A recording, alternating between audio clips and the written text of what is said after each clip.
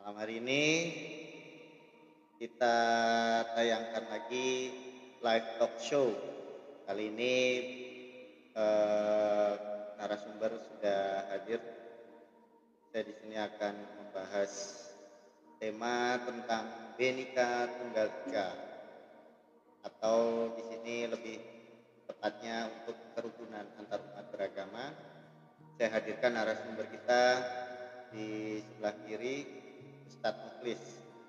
Beliau salah satu ataupun tokoh agama yang cukup tersohor, Ustadz Mukhlis ini. Beliau juga mungkin ya sedikit paham tentang bagaimana umat ataupun agama sendiri itu diterapkan dalam kehidupan di dunia, dalam bermasyarakat dan bersosialisasi. Terima kasih pemirsa yang sudah bergabung. Kita di sini bertemu lagi ya di jam 9 tadi di live TikTok, live talk show TikTok bersama saya di TikTok saya di @edroswijoyo. Silahkan pemirsa bisa bergabung siaran live saya, dan nanti ini siaran ulangnya akan saya share kembali, akan saya publis lagi di akun YouTube saya @edroswijoyo. Nanti teman-teman bisa melihat full video daripada live talk show kami pada malam hari Sabtu 2 September 2023. Oke. Baik. Assalamualaikum warahmatullahi wabarakatuh. Selamat malam Ustadz Mukhlis. Waalaikumsalam warahmatullahi wabarakatuh. Salam juga. Ya baik Ustadz Mukhlis, kita ambil tema di sini Bhinneka Tunggal Ika ya Ustadz Mukhlis ya, untuk bagaimana penerapan daripada Islam untuk menjaga kerukunan antar umat beragama dari berbagai macam suku agama yang ada di Indonesia ini, yang sangat kita banggakan, sehingga terbentuklah Indonesia Raya sampai dengan hari ini, bahkan sampai dengan detik ini, karena keragaman itu sejatinya menyatukan umat. Nah, di sini hanya kita daripada manusianya yang harus bisa menjalin toleransi ya antar umat beragama. Nah, ini sudut pandang menurut Ustadz sendiri bagaimana nih tentang Bhinneka Tunggal Ika di Indonesia ini, Tat? Silakan, Tat. Jadi bahas tentang Bhinneka Tunggal Ika, berbeda-beda tapi tetap satu, gitu kan? Ya. Kita nih dari suku berbeda-beda. Ada suku Jawa, suku Madura, suku Sasak, dan lain sebagainya. Tapi kita dalam satu kesatuan itu Republik Indonesia. Sebelum kita lihat dari sisi nasionalisnya, kita lihat dulu dari sisi kemanusiaannya sebagai rasa Bhinneka Tunggal Ika. Soal kalau kita bahas mengenai kemanusiaan, maka dengan sendirinya nanti rasa nasionalisme akan timbul. Bila apa? Bila kita lihat paling utama dari sisi kemanusiaan. Jangankan kita sama manusia, sama makhluk Allah saja yang lain daripada manusia, kita harus ada rasa hargai, menghormati seperti ini ketika di manusia. Begitu juga kepada makhluk Allah yang lainnya. Nah, artinya apa? Ketika kebhinekaan tunggal ika ini kita terapkan juga di makhluk Allah yang lain, sebelum kita terapkan di manusia, apa untuk jadikan pelajaran kalau kita terapkan di manusia? Jadi Allah menciptakan manusia di muka bumi. Allah juga menciptakan binatang dan seluruh makhluk Allah yang bernyawa di muka bumi Allah. Dalam satu Bhinneka Tunggal Ika, dalam satu ikatan, satu Tuhan, gitu kan? Kalau kita lihat dari kemanusiaan dulu, kita sama-sama memiliki satu Tuhan. Artinya kita harus saling hargai, saling hormati. Kita sama semut, contohnya semut yang kecil saja kan, ketika kita melihat semut yang kecil, maka tidak etis kita menginjaknya. Sebab apa? Semut ini juga makhluk Allah. Kita melihat anjing ya, nggak etis juga kita langsung membunuhnya. Sebab apa? Dia ini makhluk Allah. Pasti ada kebaikan dalam anjing tersebut adalah sifat-sifat. Nah, sama makhluk Allah saja, sama binatang saja, kita dalam Islam ini diajarkan apa? Untuk memuliakan, untuk menghormati, untuk menghargai. Nah, dia ini makhluk Allah. Bagaimana? Itu yang hewan aja Ya, kita dianjurkan untuk menghargai ya. Menghargai. Nah, bagaimana sekarang kalau kita lihat ke sisi manusiaannya seperti itu kan? Nah, dalam kemanusiaan ini kan ada berbeda-beda suku, ras, dan berbeda-beda bahasa dan berbeda-beda agama. Nah, betul. jadi di sinilah kadang kita ini terobsesi istilahnya ada ketika melihat bedanya daripada agama kita, kemudian kita merasa lebih baik terkadang seperti itu. Nah, ataupun kita beda daripada ras, beda daripada marga, beda daripada keturunan seperti itu suku. Nah, beda suku aja kita merasa kita lebih baik seperti itu. Nah, ini enggak baik seperti itu kalau kita merasa kita lebih baik daripada orang lain. Sebab apa? Ya sama, kita ini sama-sama makhluk ciptaan Allah seperti itu. Nah, artinya di sana kita harus lihat sisi kemanusiaan yang lebih dalam seperti itu. Kita harus apa? Saling toleransi, saling menjaga kemuliaan yang diberikan kepada Allah, baik kepada satu golongan ataupun kepada satu kaum seperti itu, ataupun kepada individuan. Maka kita lihat kalau dia ini orang tua, dia dihormati, dia disegani, maka kita juga harus menghormati. Ataupun kalau dia ini sebaya dengan kita, maka bagaimana caranya kita ini interaksi satu sama lain, tetap menjaga adab, tidak ada ketersinggungan satu sama lain. Lebih-lebih ketika berbeda daripada akidah, berbeda daripada agama. Gitu. Kalau dia ini di bawah kita, maka kita harus bermain sayang, harus menanamkan kecintaan seperti itu. Maka disinilah hati itu yang harus dilihat kan, untuk menjaga Bhinneka Tunggal Ika pada diri setiap manusia itu harus memperbaiki hatinya. Biar apa? Biar tidak mudah menyalahkan orang lain, tidak mudah mengkritik orang lain. Kan? Nanti kalau udah hatinya baik, maka dia yang paling buruk di hadapan Allah seperti itu. Ini berarti memang yang harus kita bangun ini semua pada dasarnya ya, agama yang ada di Indonesia ini yang diakui ya secara Pancasila atau secara undang-undang itu mengajarkan bahwasanya kita semua harus berbuat baik pada sesama ya. Iya. Hanya saja ini ada nih segolongan manusia ya Tat ya, yang terkadang hati nuraninya ini ditutup, bahkan bisa dicampuri dengan berbagai hal-hal tertentu Tat. Jadi bisa mengutuk seseorang bahwasanya si A ataupun golongan A ini tidak baik, ataupun yang B juga menyatakan saya golongan B ini saya yang paling baik, ini saya yang paling sempurna begitu Tat. Nah, ini harusnya manusia juga kembali lagi nih kembali ke fitrahnya ya Tat ya, bahwasanya hatinya itu yang harus dibersihkan terlebih dahulu Tat. Semua makhluk ya Tat ya, seperti itu Tat. Ya, benar. Jadi maka itulah yang pertama, manusia kalau dia mau benar-benar berbhinneka tunggal ika, pertamanya harus menanamkan sifat mahabbah di dalam hati. Apa itu mahabbah? Rasa cinta, rasa kasih sayang. Nah, rasa cinta dan kasih sayang tidak akan timbul kalau orang ini jauh daripada Allah. Kalau orang jauh daripada Tuhannya sebutkan. Tapi kalau dia dekat daripada Tuhannya, maka sifat-sifat ketuhanan itu akan transfer di dalam hati orang-orang yang dekat kepada Allah, di dalam hati orang dekat kepada pecinta-pecinta Tuhan yang seperti itu. Ya, jadi memang kita ini terkadang terbawa hawa nafsu ya.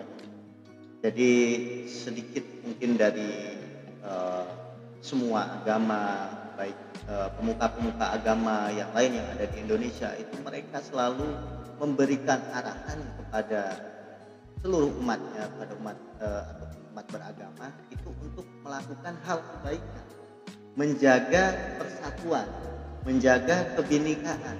Jadi tidak ada kita ini menjustifikasi suatu golongan, Pak.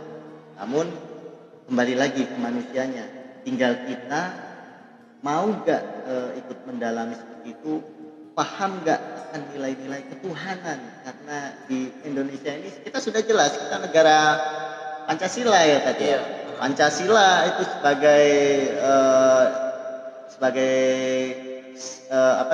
sebagai pegangan kita ataupun sebagai pegangan seluruh rakyat Indonesia, bahwasanya sila pertama itu ketuhanan yang Maha Esa.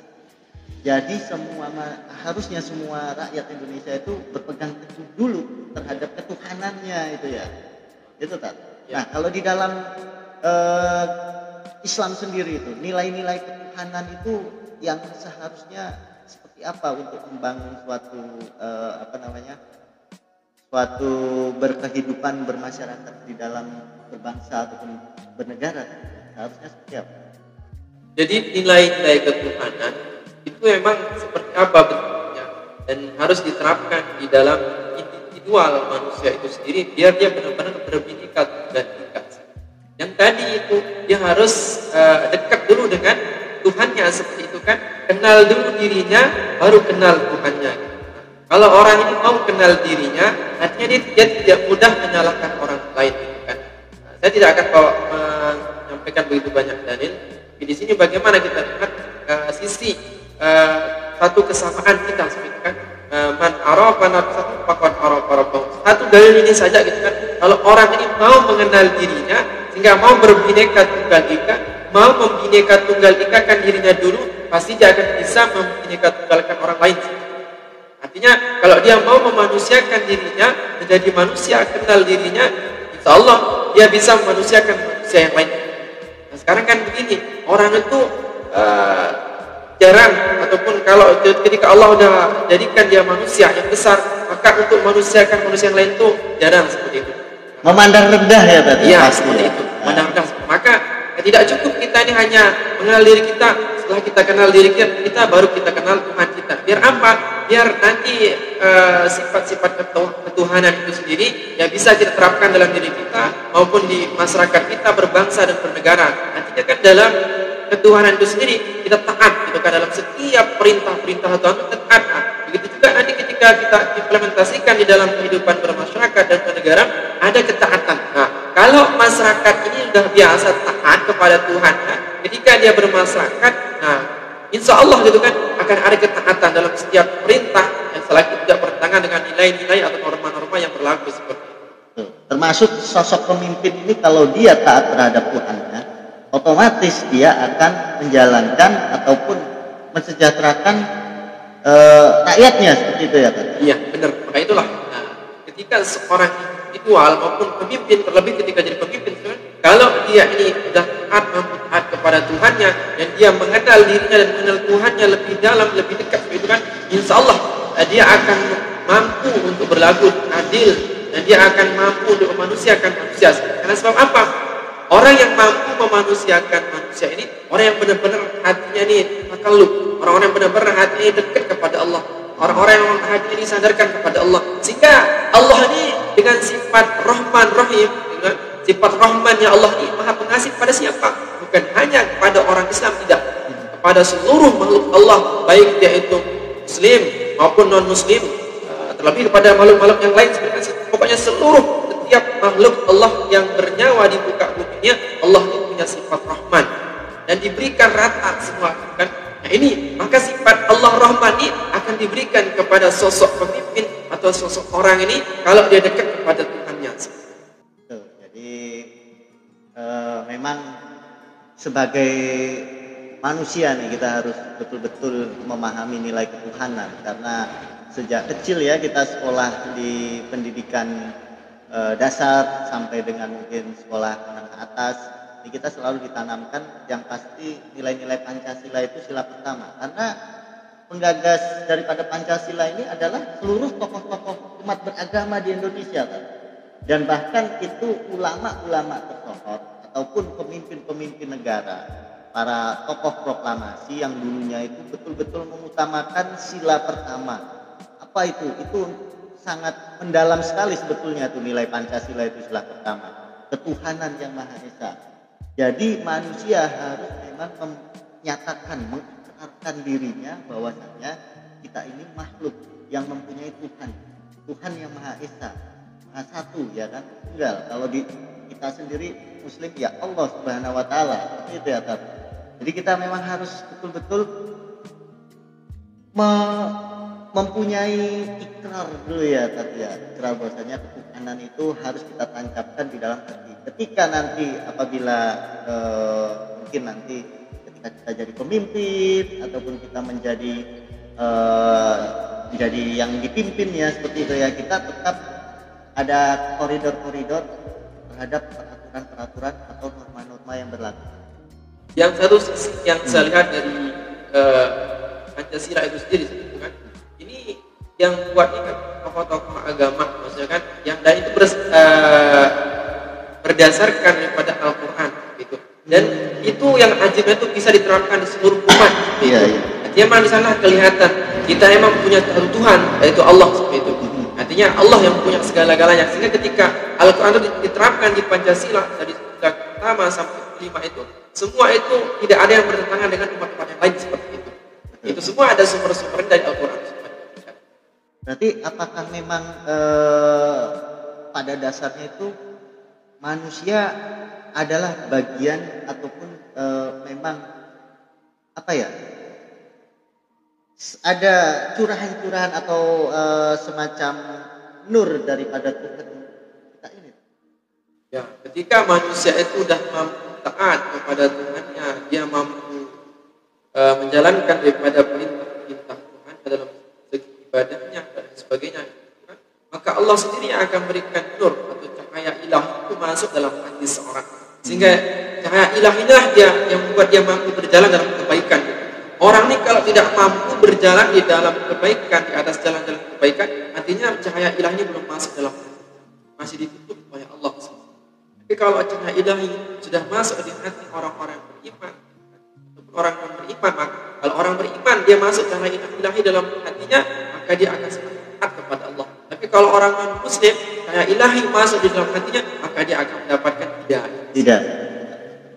Nah, kembali lagi tadi apakah termasuk dalam nilai-nilai ketuhanan ini kita harus memberikan suatu implementasi nyata, suatu contoh mungkin dalam kehidupan yang ringan, kehidupan kita sehari dalam berkeluarga, bermasyarakat, ataupun bahkan yang lebih luas lagi bernegara. Ketika dalam bernegara ataupun bermasyarakat, apakah suatu perdebatan yang memang itu untuk suatu tujuan mencari kebenaran ataukah kebenaran, itu menurut Ustaz sendiri gimana itu kan perdebatan itu? Kalau perdebatan dari kebenaran berhak bolehkan saja, tapi di antara perdebatan biasanya menimbulkan rasa yang keras. Kita ya tidak terlalu anjur untuk sering berdebat. Ada kala ketika ini kita berdebat mengenai ilmu secara ilmiah, salah gitu mas, untuk dari satu kebenaran kepada menuju hidayah. Kalanya kan domba-domba itu, jika dia itu mau berdebat, mengajak debat itu kan tidak masalah, itu kita layani. Biar apa? Biar terbuka hati dan pikirannya, biar dapat mengenal kepada Allah. Lalu saat perdebatan, selain memperdebatkan agama ya, kita memperdebatkan hal terkait kenegaraan.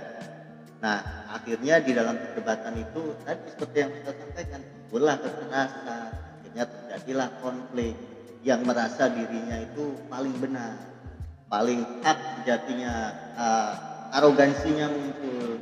Nah, lalu apakah perdebatan ini seharusnya kita hindari ataukah lebih kita selesaikan bukan dalam arti perdebatan, tapi kita di situ berdiskusi ya? Ya, memang seperti itu. Memang asas dalam setiap masalah musyawarah Allah dalam Al-Quran itu kan. Itu yang saya maksud. Jadi namanya musyawarah ya, Pak.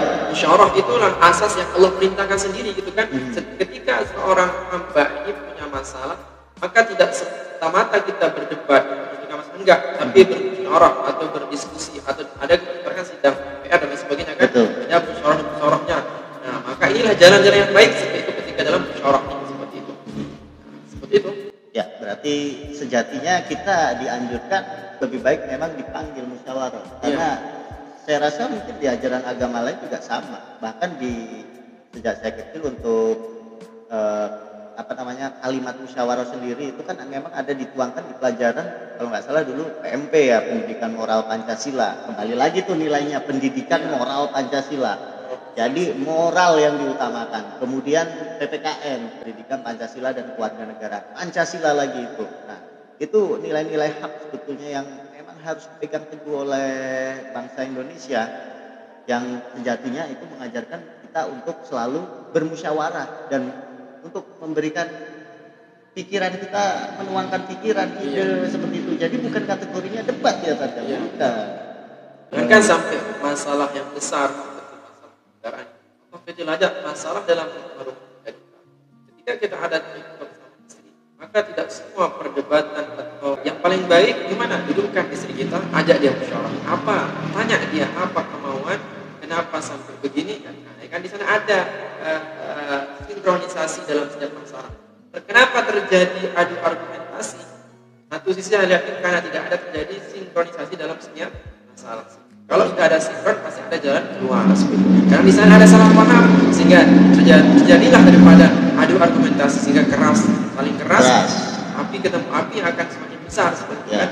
Nah, maka ketika kita duduk musyawarah ini, maka di sana api yang tadinya menyala-nyala kita musyawarahnya dengan rahmatan lil alamin seperti kan. Orang yang duduk musyawarah ini maka Allah akan jujur rahmat. Artinya Allah akan selesaikan masalahnya dalam musyawarah.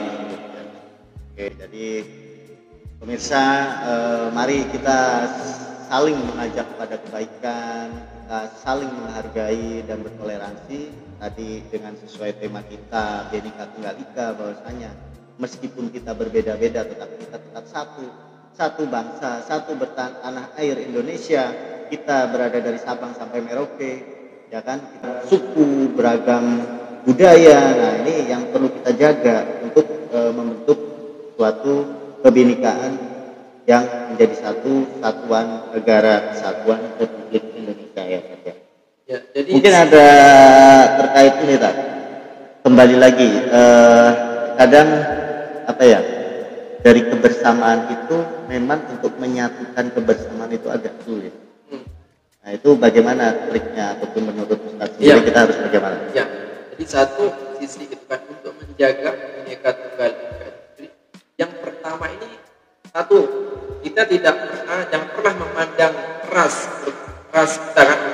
Kalau kita udah memandang ras satu sama lain maka akan terjadi ada ego gitu kan. Maka di sini kita harus pertama ini kita harus belajar menghormati, belajar menghargai. Kita hormati siapa yang patut dihormati, kita hargai siapa yang patut dihargai kan? Nah, ketika itu tokohnya dihormati kita hormati, ketika itu orang-orang sesepuh atau sama sebaya sebangsa itu kan kita hargai gitu kan. Artinya apapun ras itu yang perlu dihormati kita hormati, perlu dihargai kita hargai gitu. Tapi kalau kita tidak ada menanamkan itu, maka inilah yang pertama kali akan terjadi permusuhan kan, bergejolak jika terjadi perperangan. Karena satu tadi kita tidak pernah mau menghormati orang lain, kita tidak pernah mau menghargai orang lain. Maka kalau kita mau menghormati orang lain atau menghargai orang lain, pertama kita harus belajar hargai diri kita, hormati diri kita kalau mau dihormati oleh orang lain sehingga kita bisa menghormati dan menghargai orang lain. Ya, saya mendengar kalimat Ustadz Muflis ini saya teringat kemarin di live TikTok saya nih sama Om Abadi. Beliau juga mengajarkan bahwasanya pakai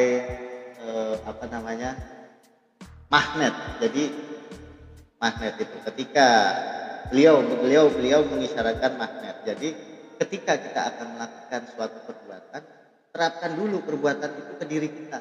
Pantaskah, menyakitkankah, atau baikkah untuk diri kita? Nah, kita sendiri juga menyampaikan ternyata sama, bahwasanya keberagaman itu yang harusnya menjadikan kita kebersamaan. dari beragam-ragam itu menjadi satu kesatuan. Baik pemirsa, seru ya, mungkin udah banyak nih yang gabung tadi, mungkin ada yang mau ditanyakan ataupun request, mumpung ada Ustadz Muklis di sini, kalau ada yang mau sharing ilmu sesuai tema yang kita bicarakan malam hari ini. Nah tadi maaf terpotong, bahwasanya Ustadz sendiri kan dari NTB ya, Lombok. Nah beliau ini Ustadz Muklis ini asli Lombok, kelahiran di Lombok ya, NTB ya. Mungkin ada pemirsa sini yang dari Lombok. Nah terkait dengan NTB ataupun Lombok sendiri punya budaya sendiri ya Tat ya. Namun di sana pun dari keberagaman yang ada bisa membaur dengan saya yang ada di Jawa kan, seperti itu Tat. Jadi bahwasanya perbedaan itu menjadikan nuansa kebersamaan yang asik ya Tat ya. Indah. Di Lombok sendiri kan banyak di sana, bahkan seberang jalan udah beda agama gitu kan. Namun meskipun begitu ada sisi indah gitu kan. Artinya di sana lah kalau mau ditarbiyah sama Allah nih, belajar hormati orang lain, menghargai budaya orang lain, memang kita ini harus hijrah gitu kan. Dari satu tempat ke tempat lain. Seandainya kalau di tempat kita cuma orang Islam aja, kita gak akan pernah ditarbiyah bagaimana cara kita menghormati yang luar daripada agama kita. Gak pernah gitu kan. Kalau lingkungan kita ini masih Muslim semua gitu. Tapi kalau sudah di sana ada Muslim, ada Nasrani, ada Hindu, nah di sanalah kita akan diajari oleh suasana sendiri bagaimana cara kita menghormati mereka, menghargai mereka. Bahkan Ustadz sendiri nih kabarnya udah keliling nasional juga nih, udah kemana-mana. Ya, nah, jadi kan Indonesia, Allah, gitu. Jadi kan sedikit banyak Ustadz Muklis ini dia paham betul akan nasionalisme, akan keberagaman yang ada di Indonesia. Ustadz pernah ke Bali ya toh? Dari Bali, pernah ke Batam juga kan, pernah ke Kalimantan ya toh. Nah, jadi beliau ini betul-betul paham akan keberagaman bangsa Indonesia ini ya. Iya. Nah dari pengalaman itu gimana Tat? Respon daripada saudara-saudara kita yang pernah Ustadz kunjungi di sana? Masya Allah gitu, luar biasa gitu kan. Selagi ya pertama itu kita emang benar-benar menjaga adab pada setiap tempat atau daerah itu kan. Dan di sana ada satu peraturan yang berlaku gitu kan. Yeah. Nah kalau kita mampu menjaga itu tatanan di sana itu kan, ya kita bisa berbaur dengan enak seperti itu. Bahkan kita diterima ya. Iya, kita diterima dengan baik gitu kan. Hatta itu bukan orang Muslim seperti itu. Mereka akan sangat senang menyambut kita sudah, karena dia yang lihat pada tempat yang baik seperti itu. Dan kita bisa mudah bergaul. Ya, berarti kita harus menanamkan adab ataupun etika di mana kita masuk ke suatu tempat ya. Nah, tadi kembali lagi makanya kita Indonesia ini terbentang dari Sabang sampai Merauke. Bagi mungkin saudara-saudara kita yang diberikan kelebihan, mereka akan paham tuh. Mereka sudah akan mengerti karena bisa keliling dari Sabang sampai Merauke dan tahu peradaban atau budaya di sana. Ya. Jadi bisa memahami ya. Benar. Bahkan kalau saya lihat kalau kita berbicara soal adab, kan adabnya yang masuk dalam Bhinneka Tunggal Ika juga seperti kan berbeda-beda dan tetap satu gitu. Artinya di dalam menopang itu ya di Indonesia ternyata adabnya luar biasa gitu kan. Daripada negara-negara yang lain gitu kan. Justru di Indonesia lah paling bagus adab seperti itu. Kalau saya lihat seperti itu. Budaya timur kita ini memang menjunjung tinggi sekali ya, moral ya. Moral. Memang Allah sendiri yang mengajarkan kita untuk beradab seperti itu kan. Seorang ini kalau dia tidak beradab, tidak ada jauh lebih berharga daripada ekor lalat seperti itu kan. Nah, maka lalat ini lihat bagaimana dia kenapa dikatakan jelek, karena sebentar hinggap di kotoran, hinggap di tempat yang bagus, makanan. Nah, kalau manusia tidak beradab maka tidak jauh lebih baik daripada lalat tersebut. Jadi teman-teman nih, makanya kita kalaupun nanti diberikan rezeki yang lebih, sekali-kali kita memang keliling Indonesia, beraneka ragam budaya, suku dan peradaban ataupun suatu budaya yang beda dari budaya yang ada di tempat kita berada saat ini. Nah, jadi kita bisa mengerti dan bisa memahami. Kebanyakan mungkin orang-orang yang kurang tanda kutip ya, kurang bisa menerima perbedaan itu adalah mungkin mereka yang hidupnya cuma di situ-situ aja mungkin ya tadi ya. Betul begitu. Maaf nih pemirsa nih, tapi menurut saya sepertinya begitu karena dia nggak pernah keliling, nggak pernah tahu oh bagaimana tinggal di Kalimantan yang sekarang akan dibangun IKN nih kan, ya ibu kota Nusantara, programnya Bapak Presiden kita kan seperti itu. Nah, bagaimana hidup di Sulawesi seperti itu kan. Jadi kita tahu apa namanya budaya mereka yang menurut di Jawa ini, aduh kalau di sana di provinsi A itu budayanya keras, orangnya mau menang-menangan sendiri. Nah, tinggal lihat adabnya kita bagaimana masuk di sana kan, seperti itu bukan? Oke ya pemirsa, seru sekali kebenekaan ini yang kita kupas bersama Ustadz Mukhlis. Kembali lagi saya menekankan bahwasanya Islam itu rahmatan lil alamin ya Ustadz. Bahkan kalau kita benar-benar menerapkan yang ketuhanan tadi kan, sila yang pertama maksud saya, sila yang pertama itu Tuhan yang Maha Esa. Artinya kalau orang mukmin ataupun non mukmin gitu kan, itu ya benar-benar menerapkan sila yang pertama ini, maka dia akan menjadi manusia yang sebenar-benarnya manusia gitu kan. Coba kita lihat bagaimana sifat Tuhan itu. Sifat Tuhan itu Maha Pemurah, Maha Pengasih, Maha Pemberi gitu kan. Kalau ini kita terapkan dalam diri kita Maha Pemurah, Maha Pengasih, Maha Pemberi, tidak mempersulit orang lain, tidak mempersulit saudara, dalam keadaan ada itu kita mudah memberi gitu, mudah berbagi. Nah, disinilah akan ada sifat safo, sifat dermawan gitu. Orang-orang yang dermawan ini akan dekat dengan Tuhannya. Orang-orang yang sering berbagi ini akan dekat dengan Tuhannya. Sebab apa? Dia telah mengimplementasikan daripada sifat Tuhan itu sendiri. Ya, berarti kalau masyarakat Indonesia ini baik yang kaya, menengah, ke atas, yang kaya raya, kalau punya sifat safo, bangsa Indonesia ini nggak ada yang miskin. Karena pun di semua ajaran agama itu berbagi dan saling membantu itu ada kan, gitu ya. Tapi kembali lagi kita sebagai manusia wajibnya kita tetap harus berkarya dan bekerja ya untuk membangun negara ini supaya kita ikut berkontribusi untuk kemajuan negara Republik Indonesia yang kita sayangi.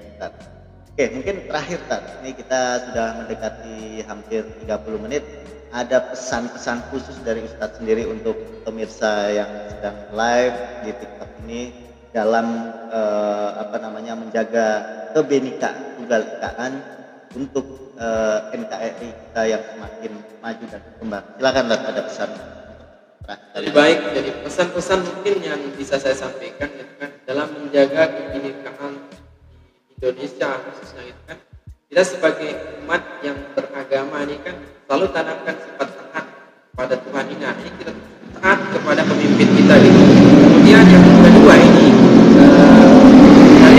dalam koridor pemimpin ini masih taat kepada Tuhannya sebetulnya. Mau kita taat gitu. Dan dia tidak menyalahi kepada aturan-aturan yang berlaku seperti itu. Jadi kita taat gitu. Tanamkan sifat taat yang pertama. Kemudian yang kedua ini kita belajar untuk selalu mengintrospeksi diri sebelum kita menghakimi orang lain gitu kan. Karena dengan sebab kita menghakimi orang lain dia lebih buruk dan lain sebagainya, ini akan ada gonjang-ganjing atau akan ada perselisihan sehingga akan terjadi perperangan sehingga kita tidak mampu untuk menjaga kebinekaan itu sendiri seperti itu kan. Nah, baru yang ketiga ini kita harus menghormati dan menghargai seperti itu. Mana yang perlu kita hormati dihormati, mana yang perlu dihargai kita hargai. Kalau dia tidak menghormati kita ya masalah seperti itu kan. Yang penting kita menjaga. Tapi insya Allah gitu, kalau kita sudah menghormati orang yang sudah dihormati, maka dengan sendirinya pun kita akan dihormati seperti itu. Baik, terima kasih nih Ustadz sudah menyampaikan pesan-pesan terakhir menjelang menutup acara live kita yang sudah 30 menit. Saya ulangi sekali lagi, yang pertama pesannya, 3 pesan ini cukup mendalam sekali buat pemirsa untuk menjaga kebenekaan. Pertama saya ulangi bahwasanya setiap manusia kita harus taat kepada Tuhannya. Itu pesan moral yang pertama. Kemudian yang kedua, kita harus sering-sering introspeksi diri. Sudah benarkah kita? Kita telah menyakiti hati siapakah? Ataupun kita sudah egoiskah? Itu yang kedua. Kemudian terakhir yang ketiga, kita saling menghormati antar sesama manusia. Itu 3 pesannya tadi ya Tat ya, yang disampaikan di sesi terakhir ini yang menjelang sudah 30 menit. Oke, baik pemirsa, kita cukupkan sampai di sini untuk live malam hari ini bersama Ustadz Mukhlis dengan tema Bhinneka Tunggal Ika. Meskipun berbeda-beda, tetapi kita tetap satu. Satu kesatuan NKRI, Negara Kesatuan Republik Indonesia yang kita sayangi. Mari kita jaga bersama, kita saling toleransi. Tidak ada yang namanya merasa paling benar, merasa paling hak, karena sejatinya yang hak itu adalah milik Tuhan Yang Maha Esa. Perdalam lagi nilai Pancasila supaya kita di sini semakin mengerti dalam berbangsa dan bernegara di Republik Indonesia. Terima kasih, selamat malam buat Ustadz Mukhlis. Terima kasih banyak. Assalamualaikum warahmatullahi wabarakatuh.